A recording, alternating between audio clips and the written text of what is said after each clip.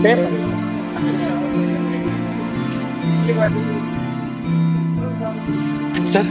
வீட்டில் அம்மாவுக்கு உடம்பு சரியில்லையா சார், ஹாஸ்பிட்டலில் சேர்த்துருக்காங்க. என் ஃபோன் வேறு சுவிட்ச் ஆஃப்ல இருக்கு சார். அர்ஜென்ட்டாக ஒரு ஃபோன் பண்ணணும், ஃபோன் மட்டும் கொடுங்க சார்.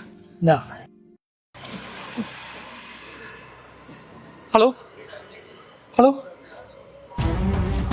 ஐயோ போனை எடுத்து ஓடுறான். என்னாச்சு? என் போனை திருடி ஓடுறான். திருட.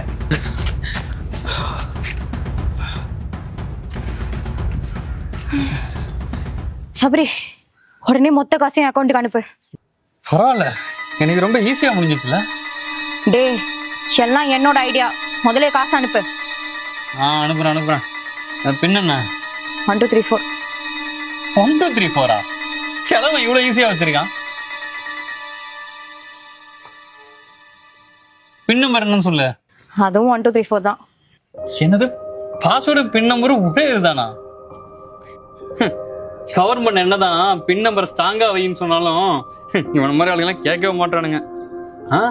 இவனுங்கெல்லாம் இப்படி இருக்கதான் நமக்கு நல்லது. 1 லட்சம் ரூபாயா?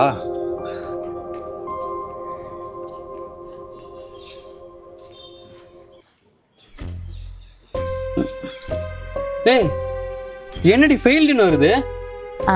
காசு 1 லட்சம் ரூபாய் போட்டோம்ல, அதிகமா இருக்கும் போல. கொஞ்சம் கம்மியா போடுவோம். 50,000 ரூபாய் போடு. 50,000?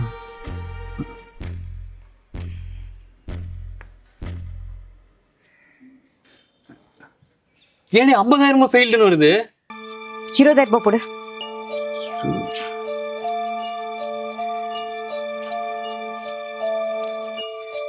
ஏன் 20,000 ஃபெயில்டுன்னு வருது?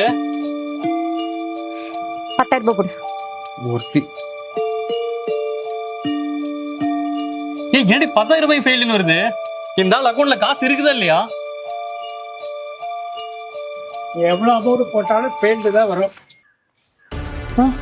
வயசான கிழமை ஈஸியாக ஏமாத்தலாம் பார்த்தீங்க. உங்களை மாதிரி திருட்டு பசங்கள்டெல்லாம் உஷாராக தானே இருக்கணும். நாங்கள் அதனால தான் டிரான்சாக்ஷன் லிமிட்டை 1000 ரூபாய்க்கு செட் பண்ணி வச்சுருக்கேன். ஆல்ரெடி போலீஸ்க்கு கால் பண்ணியிருக்கேன், அவங்க வந்துட்டே இருக்காங்க. என் லொக்கேஷனை ஃபாலோ பண்ணி என் பையனும் வந்துட்டு இருக்கான். போலீஸா? யோ, உன் போனை நீயே வச்சுக்கியா?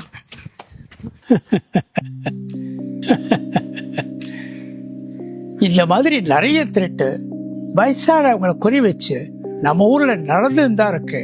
அவங்க கிட்ட இருந்து பாதுகாக்க பப்ளிக் பிளேஸ்ல பின் நம்பர் யாருக்கும் தெரியாம போடுங்க. அதே மாதிரி உங்க டிரான்சாக்ஷன் லிமிட்டை ரொம்ப கம்மியா வைங்க. அப்புறம் போன்ல உங்க லொக்கேஷனை ஆன் பண்ணி வைங்க.